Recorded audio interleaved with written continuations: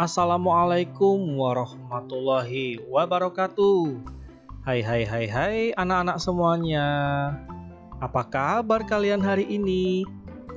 Semoga kita selalu dalam keadaan yang baik, sehat, dan tentunya bahagia. Berjumpa lagi bersama saya, Om Gatot Koco.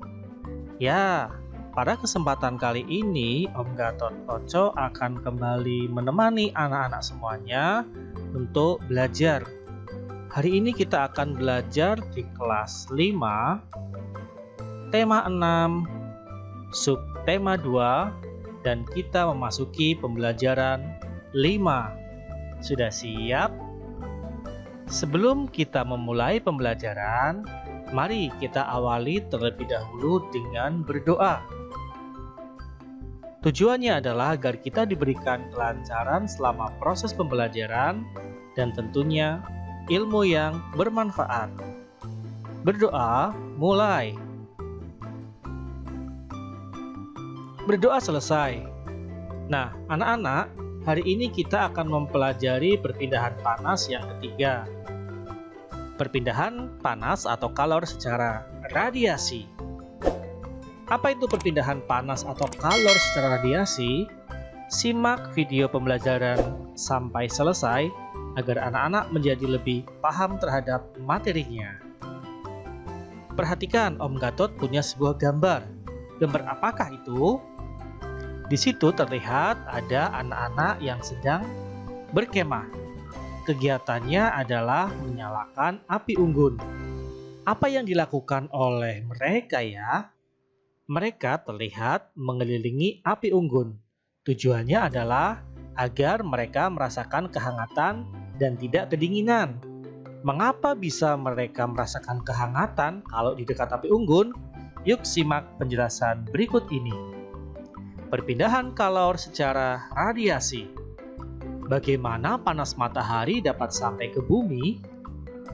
Kalor atau panas dari matahari tidak dapat berpindah secara konduksi karena udara yang terdapat dalam atmosfer termasuk konduktor yang paling buruk. Kalor dari matahari pun tidak dapat menghantar secara konveksi karena antara matahari dan bumi terdapat ruang hampa yang tidak menghantarkan kalor. Jadi, kalor atau panas dari matahari merambat ke bumi tanpa melalui zat perantara. Proses perpindahan kalor yang tidak memerlukan zat perantara dinamakan radiasi. Jadi radiasi adalah proses perpindahan kalor yang tidak memerlukan zat perantara. Nama lainnya biasanya adalah pancaran. Dapatkah kamu memberikan contoh lainnya perambatan kalor secara radiasi? Ketika kamu dan teman-temanmu pergi berkemah ke pegunungan, udara di pegunungan sangat dingin. Untuk menghangatkan badan, kamu perlu membuat api unggun. Nah, panas dari api unggun tersebut dapat sampai ke tubuhmu tanpa melalui zat perantara. Perpindahan panas seperti ini dikatakan secara radiasi. Perhatikan contoh gambarnya ya. Panas yang terdapat dalam sumber panasnya yaitu api, merambat melalui udara, radiasi, dan kita akan merasakan hangatnya. Tapi jangan sampai terlalu dekat ya, bisa panas bahkan gosong nanti ya. Pernahkah kamu pergi keluar rumah pada siang hari yang terik dengan menggunakan baju hitam? Apa yang kamu rasakan? Ketika kamu keluar rumah pada siang hari yang terik dengan menggunakan baju hitam, badanmu akan terasa panas. Hal ini disebabkan warna hitam merupakan penyerap kalor radiasi yang paling baik. Benda-benda berwarna hitam lebih banyak menyerap kalor dan memantulkan sebagian kalor jika dibandingkan dengan benda-benda yang berwarna putih dan berkilap. Sebaliknya, pada malam hari, orang yang memakai baju hitam merasa lebih dingin daripada orang yang mengenakan baju putih.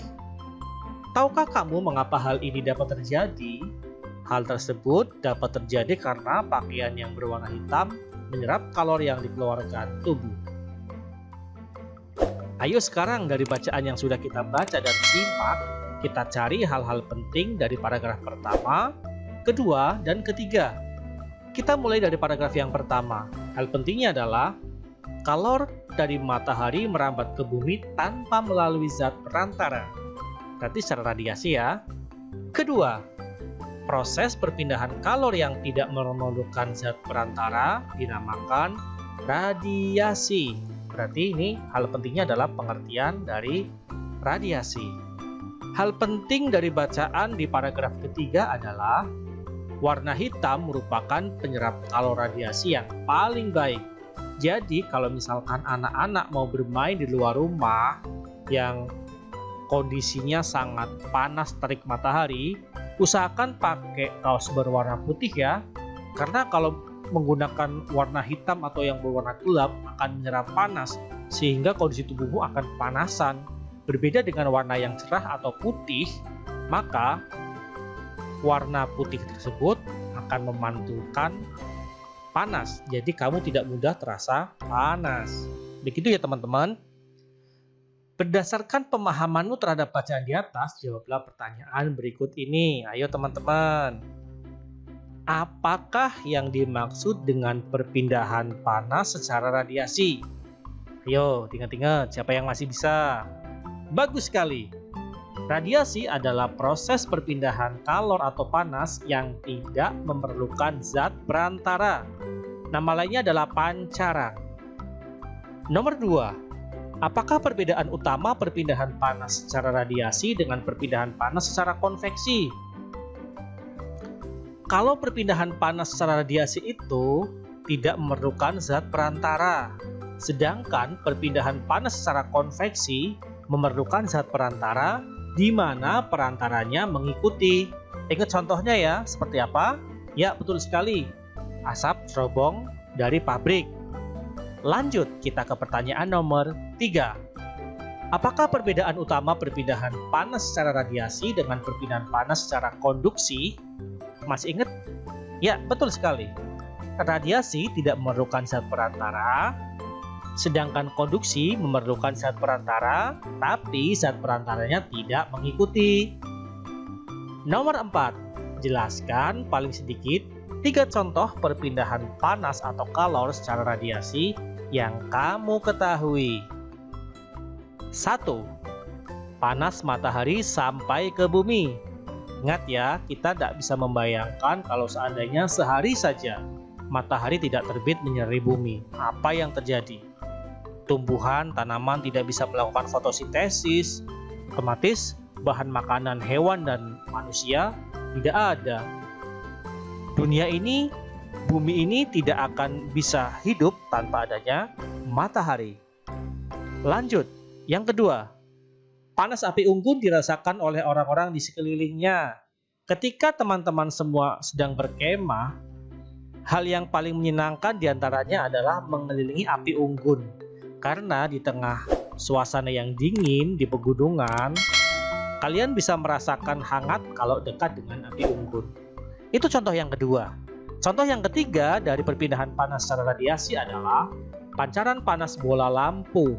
Coba anak-anak, meskipun anak-anak tidak memegang bola lampu secara langsung, jika tangan anak-anak didekatkan pada bola lampu, maka lama-kelamaan akan terasa hangat. Nah, itu merupakan salah satu contoh radiasi yang bisa ditemui di kehidupan sehari-hari. Nah, anak-anak, tidak terasa pembelajaran kali ini telah selesai. Semoga bermanfaat. Jangan lupa tetap semangat belajar, jaga motivasi kalian dalam belajar, jaga kesehatan, patuhi protokol kesehatan, dan patuh terhadap orang tua. Tugas-tugas dari Bapak Ibu Guru jangan lupa juga dikerjakan ya. Sampai jumpa lagi.